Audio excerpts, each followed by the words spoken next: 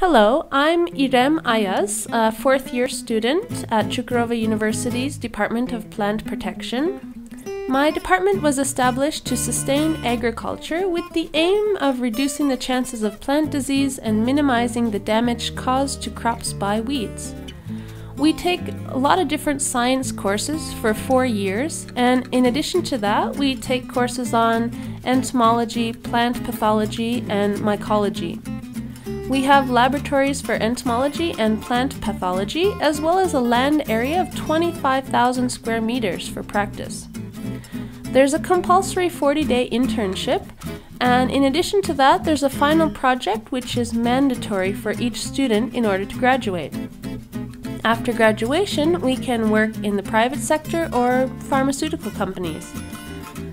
Besides this, we also have the chance to find work in ministries, agricultural research institutes, agricultural organizations, and also municipal offices.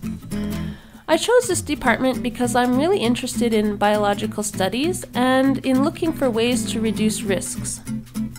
With 16 lecturers and 7 research assistants, this department always tries to give the best quality education.